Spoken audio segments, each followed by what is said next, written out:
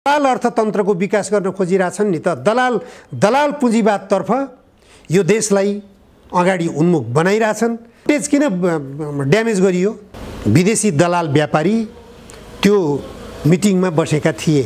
खुट्टो काट, लौ चोरको खुट्टो काट, जो चोर हो उसले तुरुन्त आफ्नो खुट्टो झिक्छ। विनोद चौधरी दलाल व्यापारी हो कि होइन? त्यो विदेशी दलाल व्यापारी हो कि होइन? नेपाललाई कति कर बुझाछ उसले? छोराहरूलाई विदेशी नागरिक बनाछ। पाउने हो एनबी इन्टरनेसनल। कहाँ छ त्यो? बाङ्लादेशमा छ। वामदेवलाई अपमान गर्नको निम्ति एउटा पात्र युवराज सफल भन्ने पात्र प्रयोगमा ल्याइएको रहेछ भन्ने कुरो स्पष्ट हुन्छ। त्यसैबाट हामी पनि केन्द्रीय कमिटीमा बस्छौँ भनेर प्रस्ताव गर्नुभयो। त्यही 5 जनामा पनि अहिले चाहिँ एक्लो परिरहेछ बिचारो त्यो युवराज सफल भन्ने पात्र। बिन बोलाए मेहमान भन्ने छ नि एउटा किम्बदन्ती, त्यहाँ गएर ढ्याक्क स्टेजमा गएर बसिया छ। यहाँ के गरे भन्ने कुरा त लगभग अमेरिकी पक्षले नै सार्वजनिक गर्यो। तिनी कुरा केही यहाँ जानकारी गराइएको छैन। नेपालको सुरक्षा निकाय सबैभन्दा महत्त्वपूर्ण सुरक्षा निकाय भने नेपाली सेना हो। उहाँ भ्रमण गर्न जानुभन्दा अगावै प्रश्न उठेका थिए, सडकमा आवाज उठेका थिए, कस्तो खालको पत्राचार गर्यौ? तर सरकार तै चुप मै चुप छ। गृहमन्त्रीले पत्राचार भइसक्यो भन्ने, परराष्ट्रको प्रवक्ताले पत्राचार भएको छैन भन्ने गम्भीर षड्यन्त्र भइरहेको छ।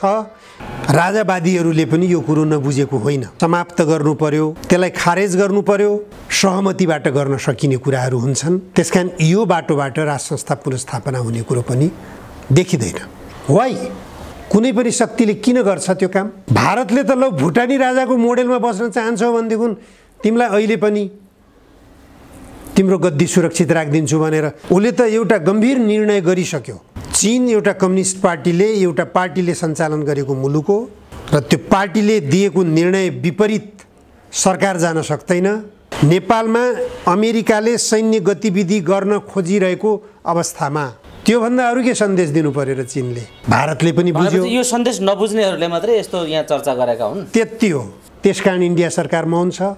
अमेरिकाका नजिकका मुलुकमा त चीन पुगिसक्यो। आखिर रुसलाई पराजित गराउन त सकेन नि त। अब प्रधानमन्त्री गइसके, बेलायतका त्यही सङ्कट आइरहेछ। जापानमा पूर्व प्रधानमन्त्रीलाई गोली नै हानिदिइसके। जापानमा पूर्व प्रधानमन्त्री गोली। यी गतिविधि किन भइरहेछन्? युद्धबाट मात्रै म शक्तिशाली बन्छु भन्ने सोचबाट अमेरिका गइरहेको थियो। त्यो विनाशको बाटो साबित भयो। कुनै पनि शक्ति राष्ट्रको दलाली गर्नुभन्दा नेपाललाई समाजवादको बाटोतर्फ लगाउँ, नेपाललाई आत्मनिर्भर बनाऊ। बाहिरबाट हामीले पेट्रोलियम पदार्थ किन आयात गर्नु परेको छ? भन्सार फ्री गरिदिउँ हामीले। प्रत्येक खोलामा विद्युत उत्पादन गर्न सक्छौँ हामीले। विविध घटनाक्रम र सन्दर्भमाथि केन्द्रित रहेर कुराकानी गर्नका निम्ति वरिष्ठ पत्रकार, लेखक एवं राजनीतिक विश्लेषक निमकान्त पाण्डे हामीसँग हुनुहुन्छ। पाण्डेजी स्वागत छ। धन्यवाद ज्योतिजी। राजनीति निराशाजनक बन्दै गयो, राजनीति सही दिशामा जान सकेन, त्यसकारणले देश अप्ठ्यारो बाटोतर्फ उन्मुख छ, देश गम्भीर मोडमा छ, इतिहासकै कठिन घडीमा देश आइपुग्यो भन्ने तर्क एकातिर व्यापक रूपमा उठेको छ। चिन्ता व्यक्त भइरहेको छ। विश्लेषक बुद्धिजीवीहरू यो खालको चिन्ता गरिरहेका छन्। अर्कोतिर नयाँ पार्टी खोल्ने क्रम पनि तीव्र ढङ्गले बढिरहेको छ। एकातिर निराशा भयो, सङ्कटमा पुग्यो, राजनीतिले देशलाई दुर्घटनामा हाल्न आँटो भन्ने ठुलो कोकोहोलो छ भने अर्कातिर नयाँ पार्टी पनि निरन्तर खोल्ने क्रम छ। त्यो क्रममा अहिले पछिल्लो समय रवि लामिछाने र वामदेव गौतमजीहरूले नयाँ पार्टी बनाउनु भयो। एकातिर यस्तो बहस, एकातिर यस्तो यात्रा, राजनीतिको नयाँ दलको सुरुवात। यसलाई कसरी लिने, कसरी लिनुहुन्छ र अहिलेको राजनीति, वर्तमान राजनीतिलाई कसरी निहाल्नु भएको छ बताइदिनुहोस् त। राजनीतिप्रति जनतामा निकै उदासीनता भइरहेको छ। जनता निराश छन्। जनताले विकल्प खोजिरहेका छन्। मैले देखेको कुरो एउटा त्यो हो। त्यही जनताले खोजिराखेको विकल्प दिनको निम्ति ठुलो सङ्ख्यामा स्वतन्त्र उम्मेदवारहरूको लहर चल्यो। जति ठुलो सङ्ख्यामा उम्मेदवारहरूको लहर चले पनि स्वतन्त्र उम्मेदवारहरू अत्यन्त सीमित सङ्ख्यामा जिते, सीमित सङ्ख्यामा विजयी भएका छन्। आखिर विजयी को भएका छन् त भनेपछि राजनीतिक दलका पुराना पात्रहरू नै भए।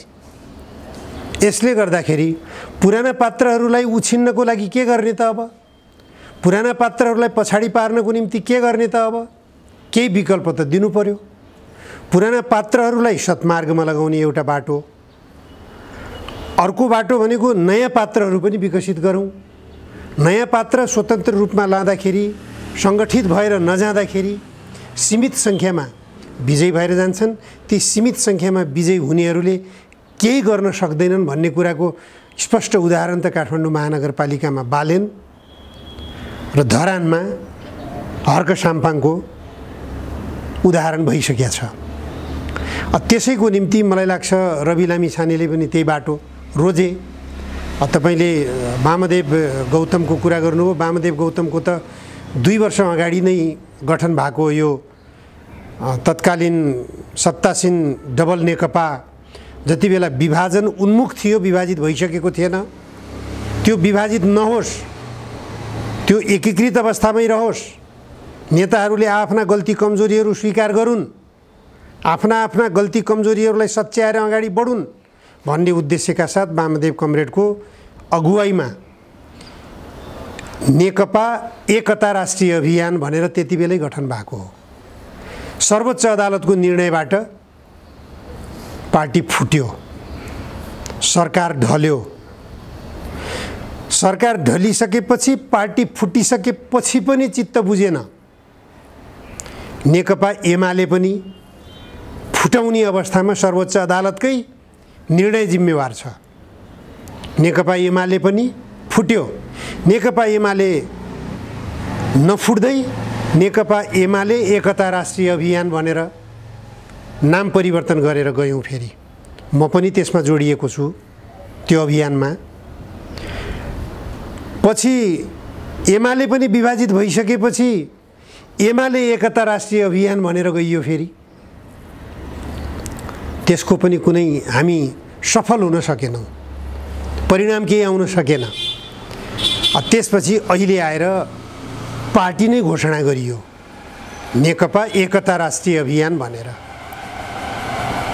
यतातिरको पक्ष अब रवि लामिछानेजीको पक्ष त रवि लामिछानेजीले आफ्नो कुरो घोषणा गरिसक्नु भएको छ। उहाँले धेरै कुराहरू जानकारी गराइसक्नु भएको छ। उहाँ हौसिनु भएको छ। उहाँको सङ्गठन छैन, तथापि उहाँले जुन एउटा मान्यता पाउनुभयो निर्वाचन आयोगमा, त्यो पनि एउटा सर्वत्र विरोध भइराखेको कुरो छ। स्वतन्त्र भन्ने शब्दले अलि विवाद ल्याइराखेको छ। स्वतन्त्र उम्मेदवार बन्नेहरूको अब हैसियत के हो त? उनीहरूको अधिकार के हो त? उनीहरू अब स्वतन्त्र भनेर उम्मेदवारी दिएपछि म त स्वतन्त्र उम्मेदवार हुँ भन्दा बित्तिकै स्वतन्त्र, अब पार्टीको नाम नै स्वतन्त्र भइसकेपछि उनीहरूको त्यो स्वतन्त्रको हैसियत चाहिँ खोसियो जस्तो महसुस स्वतन्त्र उम्मेदवार बन्नेहरूले गरिराखेका छन्।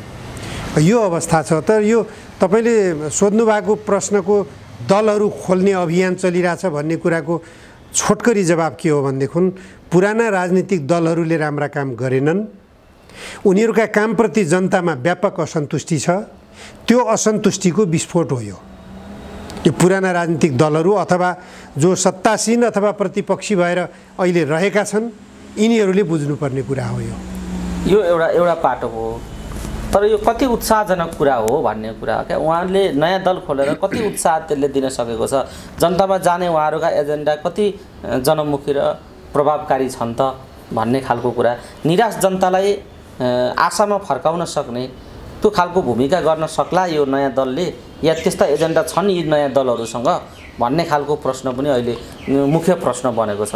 बताइदिनुहोस् त पाण्डेजी, सबै वामपन्थीलाई एक ठाउँमा ल्याउनुपर्छ भन्दा उत्साह आउँछ त?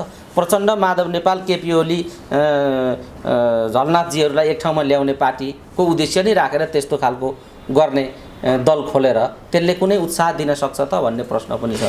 नै उहाँहरूलाई जोड्ने मात्रै हाम्रो लक्ष्य होइन। हाम्रो लक्ष्य के हो त भनेपछि उहाँहरूलाई जोड्नको निम्ति उहाँहरू किन फुट्नुभयो, किन असफल हुनुभयो, किन अलोकप्रिय बन्नुभयो, यो समीक्षा गर्नुहोस्। अब समीक्षा गर्ने बेला भयो तपाईँहरूले। अब तपाईँहरूले गल्ती गर्नुभयो। हामीले त अझ खास गरेर भन्नुहुन्छ भने वामदेव कमरेडसँगको मेरो यात्रा भनेको, सहयात्रा भनेको धेरै लामो छ। जति बेला महाकाली सन्धिमा नेकपा एमालेबाट हामी अलग भएर नेकपा माले निर्माण गऱ्यौँ, त्यो बेलादेखिको हाम्रो सहयात्रा हो।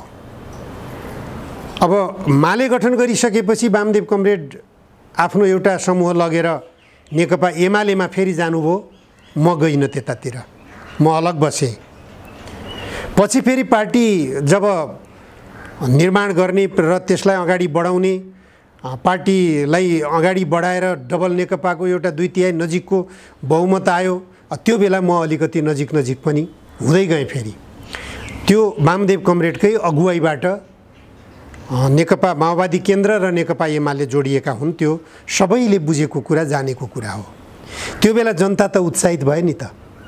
जनताले अब त केही परिणाम आउँछ कि भन्ने आश त गरे नि, र जनताले परिणाम आउने गरी शक्ति पनि दिए नि त। त्यो एकीकृत जो कम्युनिस्ट पार्टी थियो, त्यो एकीकृत कम्युनिस्ट पार्टीलाई जनता उत्साहित बनेर शक्तिशाली बनाए, 2/3 निकटको बहुमत दिएर पठाए। तर नेताहरूले परिणाम दिन सकेनन्, जनअपेक्षा अनुसार काम गर्नै सकेनन्। जनअपेक्षा मात्रै होइन, संविधानले दिएको बाटो समेत अवलम्बन गर्न सकेनन्। तत्कालीन प्रधानमन्त्री केपी शर्मा ओलीले घोषणा त गर्नुभयो, धेरै सपना बाँड्नुभयो। साँच्चै अब देशमा समाजवाद ल्याउँछन् क्या हो, देशमा विकासको लहर ल्याउँछन् क्या हो भन्ने केपी ओलीका त्यो बेलाका अभिव्यक्तिहरू तपाईँ अहिले भिडियोमा पनि कतिपय पाउन सकिन्छ, पत्र पत्रिकामा पढ्न सकिन्छ, अनलाइनहरूमा पढ्न सकिन्छ। तिनी त्यो के पुनस्मरण गर्नुहोस् त, तिनी कति राम्रा छन्। जनताका घर घरमा विद्युत चुलो, ग्यास चुलोको विस्थापन, काठमाडौँलाई जोड्ने उत्तर र दक्षिणतिरबाट रेलको प्रवेश,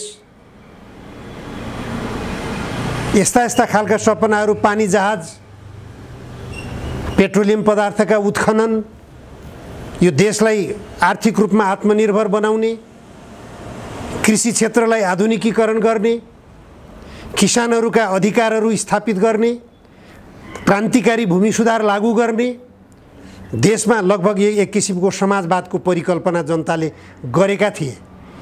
किनभने कम्युनिस्ट पार्टीको 2/3 नजिकको बहुमत भनेको निश्चित रूपमा समाजवादको गन्तव्य लिने हैसियत भएको सरकार थियो।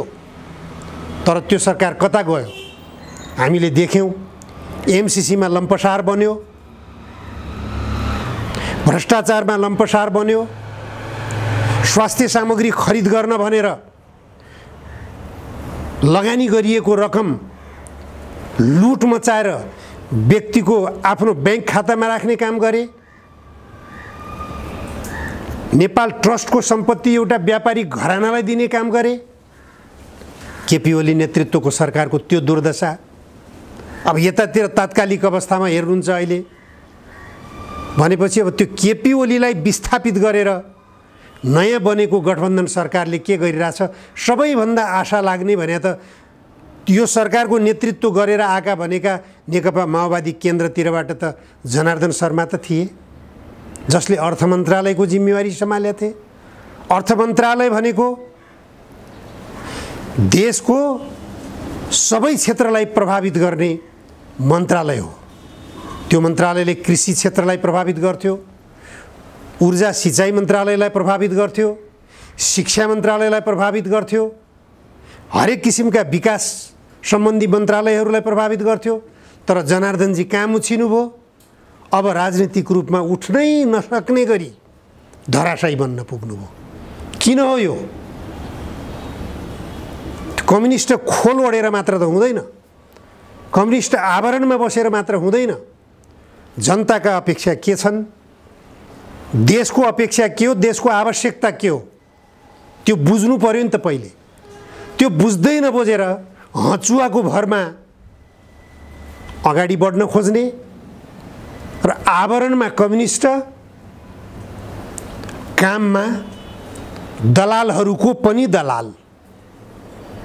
दलालहरूको एजेन्ट, यो रूपमा जान थालेपछि चाहे केपी ओलीका कुरा गरौँ चाहे जनार्दनजीका कुरा गरौँ, त्यो रूपमा देखिनु भयो नि त। उहाँहरूले कार्यशैली सुधार्नु पर्यो। तपाईहरूले काम राम्रो गर्नु भएन हो। निश्चित रूपमा तपाईको नेपाली काङ्ग्रेसका धर्म यी नै हुन्। नेपाली काङ्ग्रेसको राजनीतिक धर्म, राजनीतिक कर्म भनेको यही हो। जे अहिले केपी ओलीले गर्नुभयो, जे अहिले जनार्दनजीले गर्नुभयो, उहाँहरूले गरेका कर्म धर्महरू नेपाली काङ्ग्रेसका कर्म धर्मसँग मिल्दाजुल्दा छन्। छुट्याउने कसरी? तपाईँ त कम्युनिस्ट हुनुहुन्छ भनेर नेपाली काङ्ग्रेसभन्दा फरक रूपमा हेर्न सक्ने केही देख्नुहुन्छ तपाईँ? हाम्रा कम्युनिस्ट नेताहरूलाई सत्तामा पुगेका हुन् वा प्रतिपक्षीमा बसेका हुन्, केही छ फरक भन्नुहोस् त? कुनै फरक छैन। ठ्याक्कै यही बेला जनार्दनले जे प्रश्न खडा गरिदिएका छन्, यो गठबन्धन सरकार र संसद जसरी अहिले चलेको छ, यी प्रश्नहरूका बीच माओवादी आफ्नो बैठक गर्दैछ। त्यो बैठकमा पदाधिकारी टुङ्ग्याउन पनि सकेन, जनार्दनका विषयमा छलफल पनि हुन सकेन, भए पनि चोख्याउने प्रयत्न प्रचण्डजीले गर्नुभयो भन्ने कुरा आएको छ। अब अर्थमन्त्री माओवादीका भागको अर्थमन्त्री अहिले शेरबहादुरजीले नै सम्हाल्नु भएको छ, अर्को अर्थमन्त्री दिने पनि तयारी अथवा दिन सकेको स्थिति छैन। यो विषयमा माओवादीहरू यो अहिलेको गठबन्धन सरकारभित्र जनार्दनको भूमिकाले जुन खालको बदनामी बिहोर्न पुगेका छन्, त्यो कुराको किन सही समीक्षा भएन भन्ने एउटा विषय छ। अर्को कुरा, अब यो बैठक जुन उनीहरू माओवादीभित्रको बैठक अहिले चलिरहेको छ, त्यो बैठकले सिर्जना गरेका विषयहरूलाई तपाईँले कसरी हेर्नु भएको छ बताइनुहोस् त? त्यो बैठकले कस्तो खालको गन्तव्य तय गरेको छ? यो माओवादीको बैठक बैठकले कस्तो गन्तव्य तय गरेको छ भन्दा पनि पार्टीले कस्तो नीति अवलम्बन गरेको छ त्यसले बैठकलाई प्रभावित गर्ने हो। पार्टीले जनपक्षीय काम गरेका छ कि छैन, राष्ट्रहितको लागि काम गरेका छ कि छैन, अथवा निजी लाभको निम्ति मात्रै काम गरिरहेछ पार्टीले, त्यस्ता खालका व्यक्तिहरूलाई मात्रै प्रोत्साहित गरिराखेको छ पार्टीले, त्यस्तै खालका व्यक्तिहरूलाई मात्रै संरक्षित गरिरहेछ पार्टीले भनेपछि त्यो अवसर छोप्न त पार्टीमा प्रतिस्पर्धा त हुनै भयो नि। होइन भने पदीय महत्त्वाकांक्षा किन हुन्छ? त्यहाँ जनताको सेवा र देशको सेवा गर्न मात्रै यदि लक्ष्य उद्देश्य बनाइने हो भने त्यो प्रतिस्पर्धा किन? जुन सुकै पदमा बसे पनि जनताको सेवा गर्ने हो, राष्ट्रिय स्वाधीनताको लागि काम गर्ने हो, देशको निम्ति काम गर्ने हो। त्यसकारण म माथिल्लो पदमा पुग्नु र तल्लो पदमा बस्नुको के भिन्नता हुन्छ र भन्ने कुरो त हुन्छ नि। कमसेकम हुन त मानवीय स्वभाव हो, जसलाई पनि माथिल्लो पदमा जाउँ भन्ने सोचाइ जसको पनि हुन्छ, हरेक मान्छेमा त्यो सोच हुन्छ। तथापि काम के हो पार्टीको? सरकारमा गएपछि पार्टीका नेताहरूले के काम गरिरहेछन्? जनार्दन शर्माले के काम गर्नुभयो? अनि जनार्दन शर्माले गरिरहेको काम देख्ने तल्लो स्तरका कार्यकर्ताहरूले म जनार्दन किन बन्न नपाउने भनेर सोचाइ बनाउनु त स्वाभाविक हो नि त। पार्टी जब पतनको बाटोमा जान्छ, पार्टी जब निजी स्वार्थमा लाग्छ, पार्टी जब धन कमाउनेतर्फ लाग्छ, पार्टी जब ब्याङ्कमा निजी खाताहरूमा ढुकुटी थुपार्नेतर्फ लाग्छ, देश बनाउने भन्ने भन्दा पनि देशलाई बिल्कुल कङ्गालै बनाउनेतर्फ पार्टीका नेताहरूको गन्तव्य हुन्छ भनेदेखि हरेक कार्यकर्ताहरूले त्यही गन्तव्यको अवसर खोज्न थाल्छन्। यो दुर्भाग्य त्यसको रूप त्यहाँ देखियो भन्ने देखियो प्रष्ट रूपमा। ठिक छ, यो एउटा समीक्षा भयो तपाईँको। अर्को यही बिचमा अर्को प्रसङ्ग पनि उठेको छ, माधवजीको पार्टी एकीकृत समाजवादी र माओवादी बीच एकता हुने, माओवादी केन्द्र बीच एकता हुने भन्ने खालको अहिले चर्चा पनि उठिरहेको छ। यो चर्चालाई तपाईँ कसरी लिनुहुन्छ र एकताको सम्भावना तपाईँ कस्तो देख्नुहुन्छ यी दुईटा पार्टीहरूको? र अहिले वाम गठबन्धनको कुरा पनि उठेको छ, यो वाम गठबन्धन कति सम्भव देख्नुहुन्छ नेताहरूको अहिलेको भूमिका हेर्दा? यसलाई अलिकति चिरफार गरिदिनुहोस् त पाण्डेजी। होइन, नेपाल कम्युनिस्ट पार्टी एकता राष्ट्रिय अभियान भनेर 11 गते, यही असारको 11 गते हामीहरूले वामदेव कमरेडको संयोजकत्वमा पार्टी निर्माण गऱ्यौँ। त्यो पार्टीले दस्तावेज तयार गरेको छ। त्यो दस्तावेजका तपाईँले सोध्नुभएकै गन्तव्यहरू छन्। सबभन्दा पहिले कम्युनिस्टहरूलाई एकीकृत गराउने, सम्भव हुँदैन वाम गठबन्धन बनाउने, त्यो पनि सम्भव हुँदैन भने जति पार्टीहरूको सम्भावना हुन्छ कम्युनिस्ट पार्टीहरूको चुनावी मोर्चा बनाएर अगाडि बढ्ने र कम्युनिस्टहरूको परिणाम कम्युनिस्टहरूकै पक्षमा, किनभने बहुसङ्ख्यक यहाँ कम्युनिस्ट समर्थक जनता छन्, उनीहरूको मत कमसेकम एकै ठाउँमा जाओस्, एक वाम एक ठाम एउटा निर्वाचन क्षेत्र एउटा वामपन्थी उम्मेदवारको सोच बनाएर यदि जान सकियो र त्यसरी उम्मेदवार दिन सकियो भने सबै कम्युनिस्ट पार्टीहरूको प्रतिनिधित्व पनि प्रतिनिधि सभामा संसदमा हुन पुग्छ र केही गरौँ भनेपछि परिणाम पनि दिन सकिन्छ। अहिले पनि संसदमा प्रतिनिधित्व गर्ने कतिपय कम्युनिस्ट पार्टीका प्रतिनिधि पात्रहरू छन् जसले राष्ट्रियताको सवालमा जनजीविकाको सवालमा अत्यन्त प्रभावकारी अभिव्यक्ति दिइराखेका छन्। उनीहरूका अभिव्यक्तिलाई मात्र कार्यान्वयन गर्न सक्ने हो भने संसदबाट निश्चित रूपमा संसदले देश र जनताको निम्ति केही परिणाम दिन सक्छ। संसदलाई पनि देश र जनताको हितमा प्रयोग गर्न सकिन्छ भन्ने सन्देश त त्यहाँबाट पनि दिन्छ नि त। त्यसले गर्दा कम्युनिस्ट पार्टीहरूलाई एकीकृत गर्न पर्छ, एकीकृत गरेर गइयो भनेदेखि निश्चित रूपमा सफल हुन सकिन्छ भन्ने सन्देशको अनुभव हामीले उदाहरणका रूपमा अघिल्लो चुनावमा सँगालिसकेका छौँ। त्यस आधारमा पनि कम्युनिस्ट पार्टीका खास गरेर त्यही जुन पार्टी फुटेर 3वटा 4वटा टुक्रा टुक्रा भएको छन् अहिले, उनीहरूले नै सोच्नुपर्ने कुरा हो सबभन्दा पहिले त। अर्को कुरा संसदमा प्रतिनिधित्व गर्न खोजिरहेका र संसदमा प्रतिनिधित्व गरिरहेका साना कम्युनिस्ट पार्टीहरूलाई पनि जोडेर अगाडि जान सक्ने प्रयासमा चाहिँ कम्युनिस्ट पार्टीहरू हुनुपर्छ।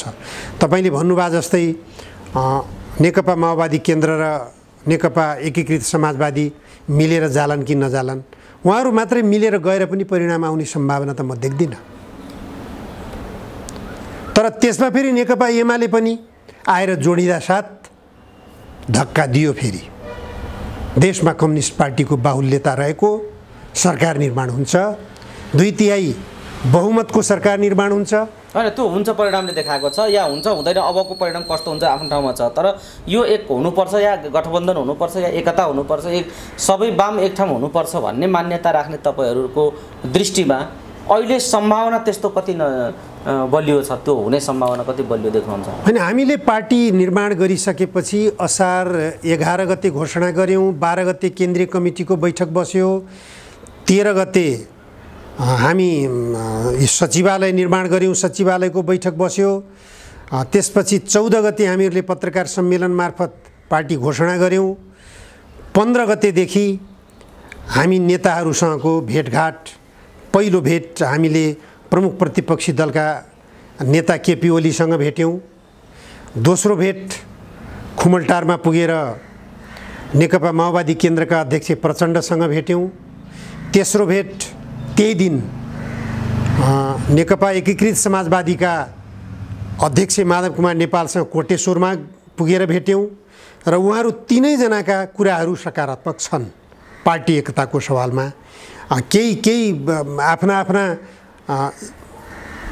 एजेन्डाहरू त हुने नै भए, एजेन्डै उहाँहरू बिचमा कुनै किसिमको विमति नै नभइदिएको भए पार्टी पनि फुट्थेन। पार्टी फुट्नुको पछाडि केही कारणहरू छन्। ती कारणहरू के हुन्, ती कारणहरूमा दोषी को छ त, त्यो विषयमा गम्भीर छलफल गर्नुपर्छ। त्यसमा वामदेवजीले खुलेरै भन्नुभयो प्रचण्डका कारणले यो हिजोको पार्टी विभाजन भयो भनेर वामदेवजीले। होइन, प्रचण्डलाई मात्रै भन्नुभएको छैन उहाँले प्रचण्डलाई मात्र होइन केपी ओलीलाई पनि दोष दिनुभएको छ, प्रष्ट रूपले दिनुभएको छ। पत्रकार सम्मेलनमा म पनि उपस्थित छु। त्यो मात्रै होइन, हाम्रो त दस्तावेजले पनि भनेको कुरो छ। ठिक छ, यो त तपाईँहरूको दस्तावेज पनि आइसकेको छ, त्यो एउटा पाटो हो। अर्को पाटो तपाईँहरूले जुन खालको एक्सर्साइज गर्नुभयो, पार्टी बनाउनु भयो वामदेवजी तपाईँहरूले, तर पार्टी गठन गरेको 1 हप्ता नहुँदै एक्लै अर्कालाई कारबाही गर्ने ठाउँमा पनि पुग्नुभयो तपाईँहरूको पार्टी, त्यहाँ पनि पुग्यो। यो घर झगडा के हो बताउनुहोस् त? यो त्यति महत्त्व दिनुपर्ने विषय होइन। हेर्नु, चर्चा त ठुलै भयो नि त। चर्चा त मिडियाले गराइदिए। मिडियाले म पनि हुन त अब 41 वर्ष भयो मिडियाकर्मीको हैसियतबाट पत्रकारिता गर्दै आएको, मैले 41 वर्ष भयो।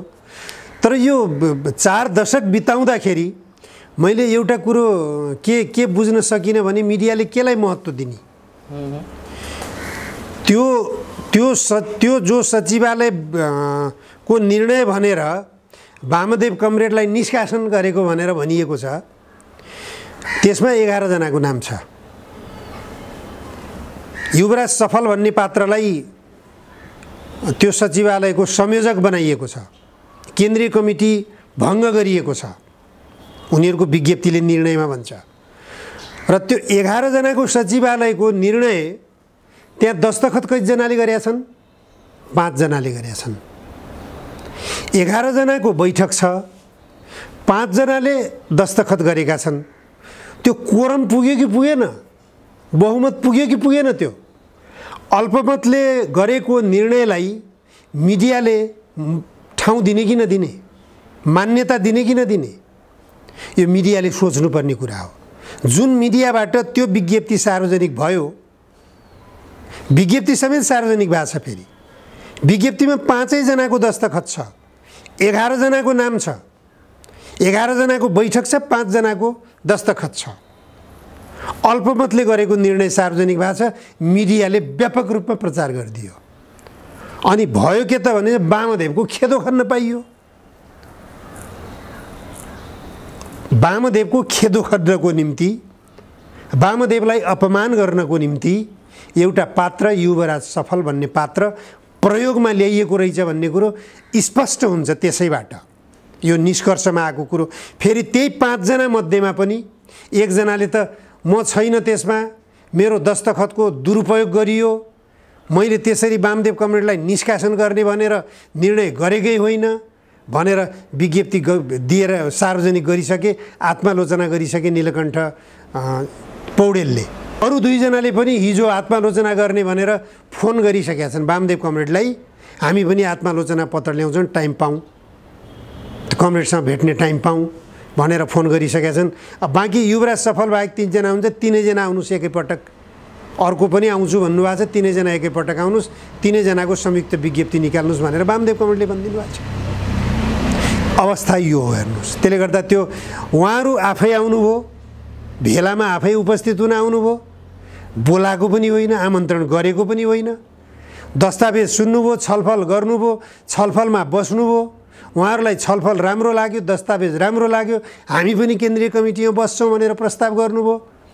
अब एउटा 5वटा पार्टी भनेर आउनुभएको थियो उहाँहरू, 5वटा पार्टीको तर्फबाट 3-3 जनाको प्रतिनिधित्व चाहियो भनेर 14 जना केन्द्रीय कमिटी बन्नुभयो। 75 जना केन्द्रीय कमिटीको सदस्यहरू मध्येमा 14 जना उहाँहरू पनि पर्नुभयो। त्यो 14 जना मध्येमा 5 जना निस्किन खोज्नु भएको थियो। त्यही 5 जनामा पनि अहिले चाहिँ एक्लो परिरहेछ बिचारो त्यो युवराज सफल भन्ने पात्र, जसले वामदेव गौतमको विकल्प आफूलाई बनाउन प्रयास गरिरहेछ। यहाँभन्दा हास्यास्पद के हुन्छ? अब त्यो मञ्चमै त्यो सिद्धार्थ कटेजको भेलामा त्यो बिन बोलाए मेहमान भन्ने छ नि एउटा किम्बदन्ती, त्यहाँ गएर ढ्याक्क स्टेजमा गएर बसिया छ। त्यसलाई न जा भन्नु बाहिर, त्यो पनि मुख्य अतिथि बस्ने सिटमै बसिया थियो, त्यसलाई ठाउँ स्थानान्तरण गरियो, आसन ग्रहण गराइयो। अब अन्तिममा गएर 3-4 दिनभित्र त्यो नौटङ्की गरिदिया छ। त्यो उसको चरित्रै त्यही हो भन्ने कुरो धेरै ठाउँबाट पुष्टि भइसकेको छ।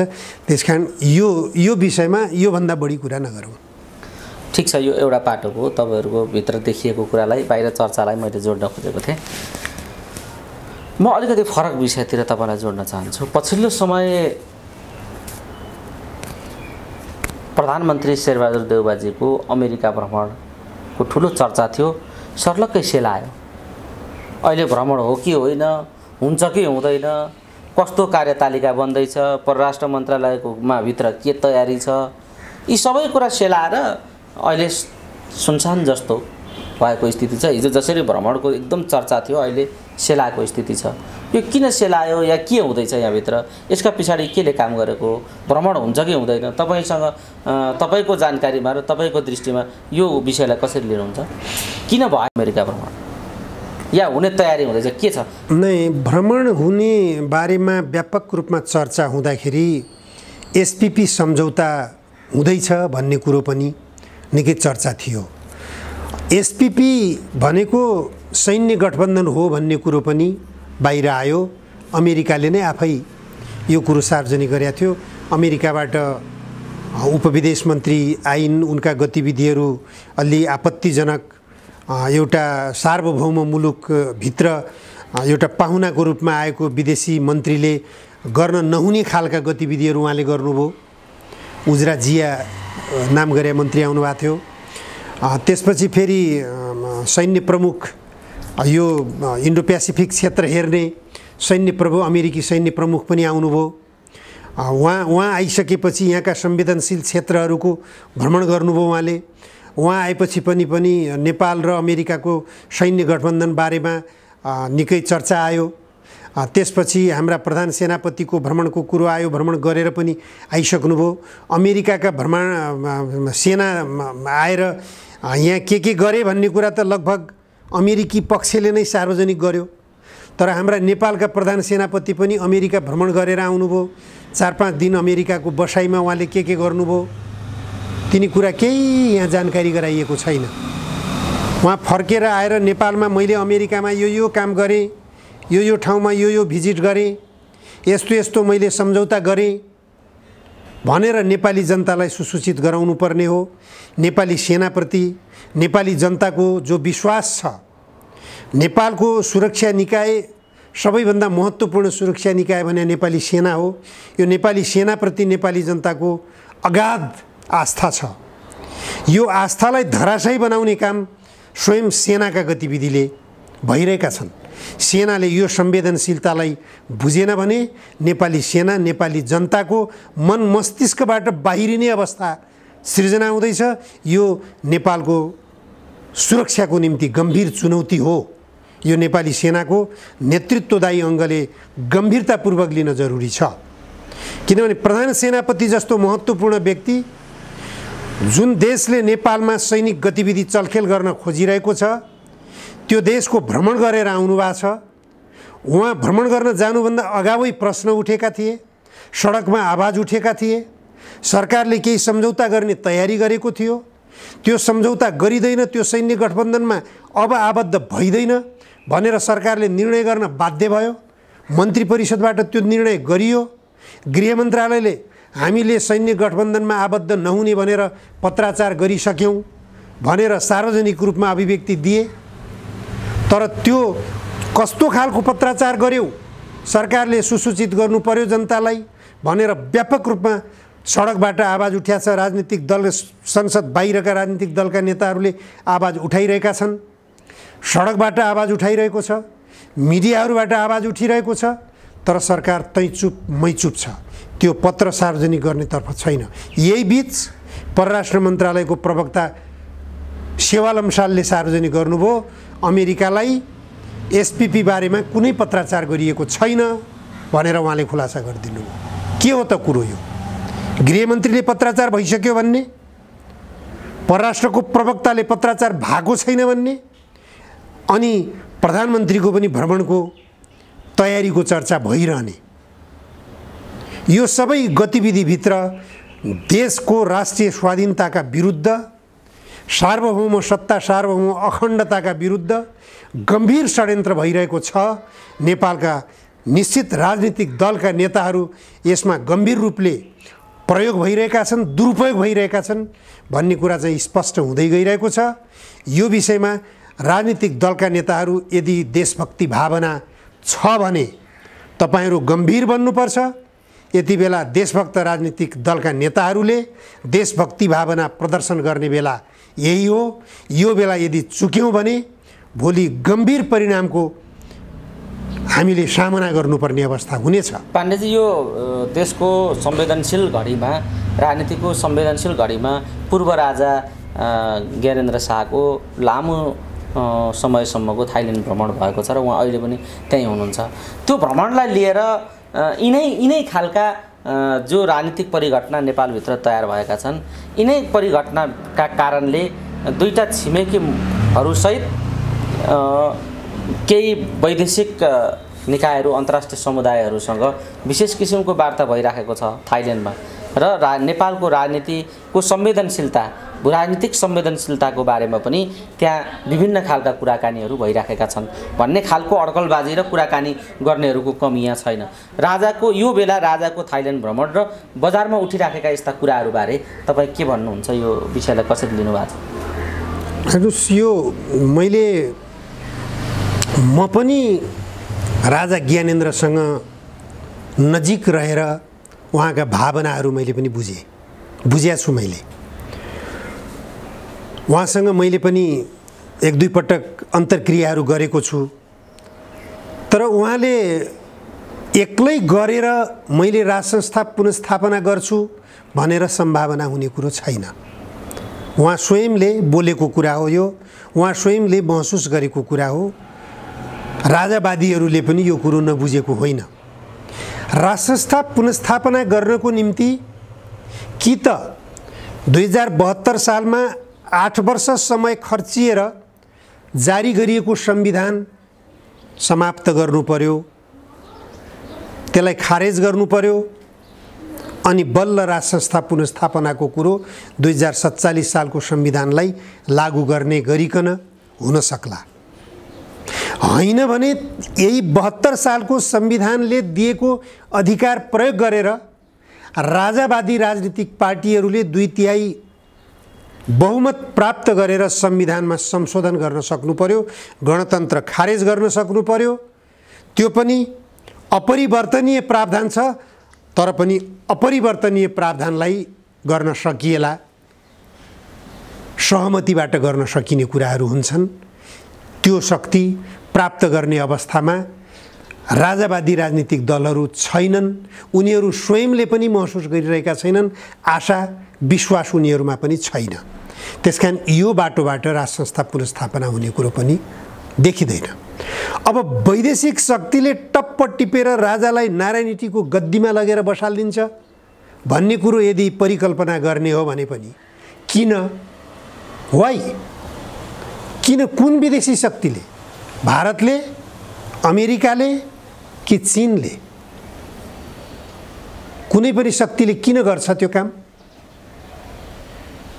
अमेरिकाले तब मात्र गर्छ जब यी नेपालका राजनीतिक दलका नेताहरूभन्दा अझै बढी दलाली मैले राजालाई गर्न बाध्य गराउन सक्छु। दलाल, सच्चा इमान्दार दलालको रूपमा राजालाई, यो ज्ञानेन्द्रलाई मैले प्रयोग गर्न सक्छु भनेर यदि अमेरिकाले निर्णय लियो भनेदेखि सम्भावना त्यतातिर होला।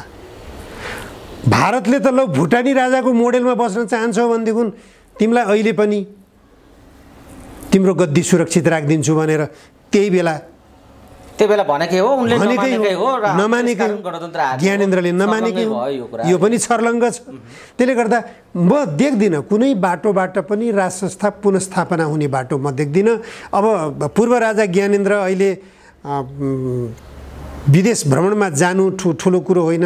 उहाँ उपचारको निम्ति जान सक्नुहुन्छ, उहाँहरू भ्रमणको निम्ति जान सक्नुहुन्छ, अलिकति रिफ्रेसमेन्टको निम्ति पनि जान सक्नुहुन्छ, हरेक कुराहरू हुन सक्छन्। अब उहाँले सार्वजनिक रूपमा कुनै केही बाहिर सार्वजनिक ल्याउनु भएको छैन, खालि जानुभएको छ। त्यो चर्चाका विषयमा मलाई त्यो विश्वास लाग्छ। यो तपाईँको आफ्नो विचार राखिदिनु भयो यो बाटोमा। यो सँगसँगै अहिले एक थरी मान्छेहरूले एउटा खालको विषयलाई पनि बहसको विषय बनाइराखेका छन्। यो नेपालको अहिलेको वर्तमान राजनीतिको सवालमा चीन किन एकदम साइलेन्ट देखियो, मौन जस्तो देखियो?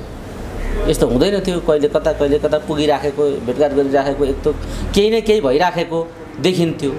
यो बिचमा चाहिँ एकदमै मौनता, चीनले, भारतले मौनता साधेको स्थिति छ भनेर मानिसहरू आकलन गर्छन्।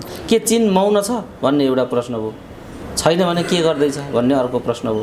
यो बताइदिनुहोस् त, यो खालको चर्चा किन भइराखेको छ? चीनले मौनता बोल्नुपर्ने केही विषय नै छैन चीनसँग। अब उसले त एउटा गम्भीर निर्णय गरिसक्यो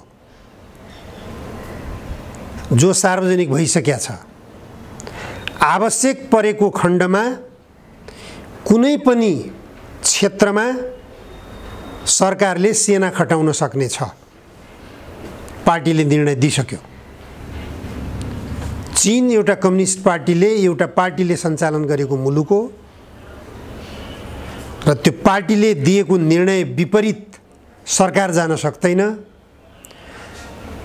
पार्टीले निर्णय गरिसकेपछि त्यो निर्णयलाई अधिकारको रूपमा सरकारले प्रयोग गर्छ। त्यो निर्णय गरिसकेको छ। त्यो निर्णय भनेको, त्यो निर्णय कुन बेला गरेछ त भनेपछि नेपाललाई एसपीपीमा अमेरिकाले बाँध्न खोजिरहेको अवस्थामा, नेपाललाई एमसीसी सम्झौतामा बाँधिसकेको अवस्थामा चीनले त्यो निर्णय लिएको छ। नेपालमा अमेरिकाले सैन्य गतिविधि गर्न खोजिरहेको अवस्थामा, नेपाललाई सैन्य गठबन्धनमा बाँध्न अमेरिकाले भरमग्दुर प्रयास गरिरहेको अवस्थामा चीनले लिएको त्यो निर्णय पर्याप्त छ। त्यसपछि अरू बोल्नै पर्दैन चीन त। त्यो चाहे मौनता देखाओस्, चाहे शालीनता देखाओस्, के बोल्ने? त्यहाँभन्दा अरू के बोल्ने? तिमी छुसुक्क गर्यौ भने म आएँ अब, त्योभन्दा अरू के सन्देश दिनु पर्यो र चीनले? आउँछ जसरी रुसले देखाएर गएको थियो त्यसरी देखाउनै पर्दैन। हिमाल पारी टक्क गरेर बसिया छ। चीन तयारी अवस्थामा छ। त्यो निर्णय त्यसै गरेका छैन। म तयारी अवस्थामा छु, कुनै पनि बेलामा यताबाट जम्प गर्न सक्छु भन्ने सन्देश दिइसक्यो उसले। यो सन्देश भारतले पनि बुझ्यो। यो सन्देश नबुझ्नेहरूले मात्रै यस्तो यहाँ चर्चा गरेका हुन्, त्यति हो। यो सन्देश इन्डियाले पनि बुझिसक्यो, इन्डिया सरकारले बुझ्यो, त्यसकारण इन्डिया सरकार मौन छ। अमेरिकाले बुझ्यो, अमेरिका पनि तै चुप मै चुप छ। हाम्रा नेपालका सरकारले पनि बुझिसके। त्यसै कारण एसपीपी सम्झौतामा हामी बाँधिन चाहन्नौँ भनेर निर्णय गरे। त्यसै निर्णय गरेका छन् यिनले। एमसीसी पछि अर्को पत्र लेखिएको छ भन्ने चर्चा भीम रावलले पटक पटक उठाउनु भएको छ। त्यो पत्र गोप्य राखिएको छ, त्यहाँ के छ भन्ने कुराको विषय अहिले चर्चामा उठेको छ। अब एसपीपी बारे पनि प्रचण्डजीले व्याख्यात्मक घोषणा झिकिदिनुहुन्छ कि भन्ने खालका आशंकाहरू त छन्। जतिसुकै गोप्य षड्यन्त्र गर्न खोजेका भए पनि चीन त पुगिसक्यो। अमेरिकाका नजिकका मुलुकमा त चीन पुगिसक्यो। अमेरिका घेराबन्दीमा परिसकेका छ। चीन समर्थक मुलुकहरूको घेराबन्दीमा अमेरिका छ अहिले। यो अमेरिकाले महसुस गरिसकेका छ। रुस र युक्रेनको युद्ध गराउन प्रयास गर्यो। आखिर रुसलाई पराजित गराउन त सकेन नि त। युक्रेन ध्वस्त भयो। बरु युक्रेनलाई निकै शक्तिशाली बनेर सहयोग गर्दै आएको बेलायतको हालत हेर्नुहोस् अहिले। अब प्रधानमन्त्री गइसके, बेलायतका त्यही सङ्कट आइरहेछ। अब अहिले रुससँग भन्दा चीनसँग प्रतिद्वन्दिता मेरो बढी छ भनेर अमेरिकाका राष्ट्रपति जो बाइडेनले मुख खोल्नु परेको छ। अवस्था कतातिर गइरहेछ त प्रश्न छ। चीनलाई घेराबन्दी गर्छु भनेर पहल गरिरहेथे, ताइवानलाई उचालिरहेथे, जापानमा क्वाडको मिटिङ बसेका थिए। तर यतातिर गतिविधि गर्छु भन्दा भन्दै, यहाँ सैन्य गठबन्धन गर्छु भन्दा भन्दै, सैन्य गतिविधि गर्छु भन्दा भन्दै उतातिर फ्याट चीनको सहयोग, रुसको सहयोग माग्न थाले उनकै छिमेकी मुलुकहरूले।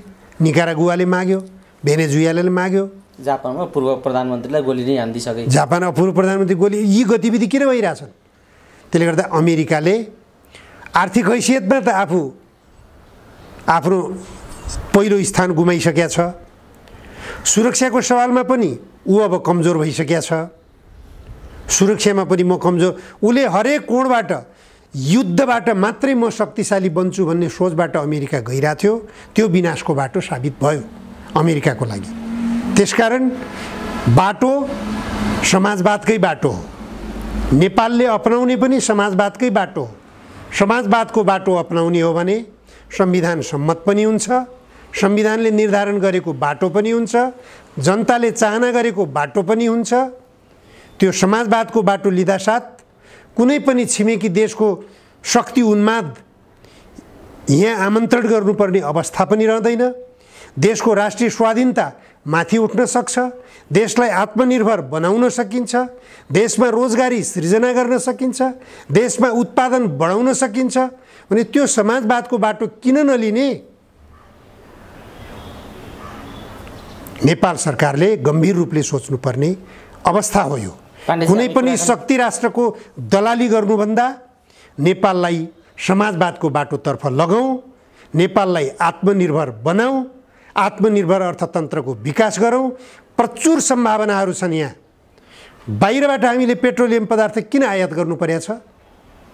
विद्युतीय सवारी साधनहरूको विकास गरौँ न, भन्सार फ्री गरिदिउँ हामीले, विद्युतीय सवारी साधनहरू ओइराइदिउँ। यिनी पेट्रोलियम पदार्थबाट चल्ने गाडीहरू सबै यो कबाडीमा जान्छन्, थन्किन्छन् सबै, विद्युतबाट चलाइदिउँ गाडीहरू। ठाउँ ठाउँमा त्यो चार्जिङ स्टेसनहरू खडा गरिदिउँ। विद्युत शक्ति प्रशस्त खपत हुन्छ, विद्युत उत्पादनका सम्भावनाहरू जताततै छन्। हामी प्रत्येक खोलामा विद्युत उत्पादन गर्न सक्छौँ। हामीले सम्भावनातिर नजाने, जे कुरो असम्भव छ।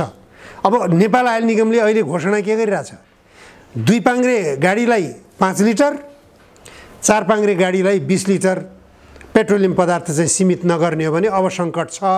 मूल्य पनि बढाइरहेछ, कोटा पनि निर्धारण गर्न लागिसक्यो।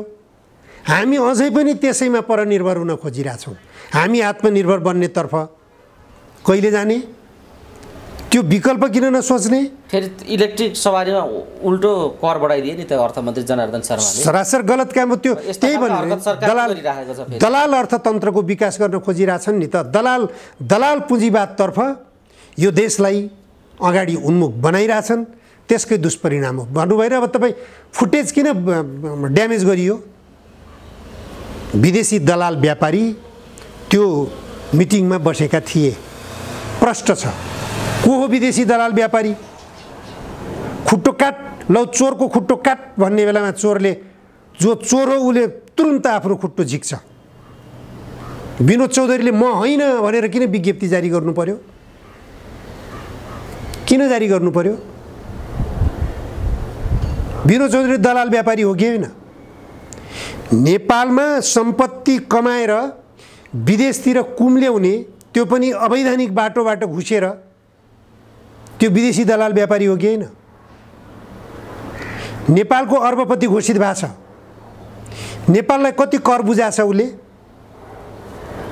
सबै उद्यमी व्यापारीहरूभन्दा बढी बुझाएकै छैन। बरु बुझाउनु पर्ने हो कि ल भन्नुहोस् त। अर्बपति 1 नम्बर, अरू कोही छैनन् नेपालमा अर्बपति उबाहेक।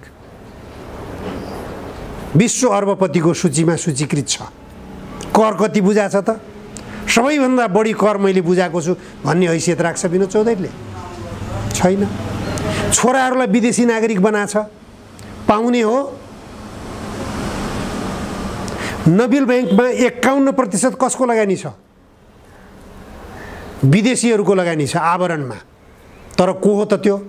विनोद चौधरीको छोरो। एनबी इन्टरनेसनल कहाँ छ त्यो? बाङ्लादेशमा छ। नोबेल ब्याङ्कले आर्जन गर्ने जो पुँजी हो, मुनाफा गर्ने पुँजी हो, त्यो कहाँ जान्छ? नेपालमा रहन्छ? रहँदैन। त्यही हो विदेशी दलाल पुँजीपति भने।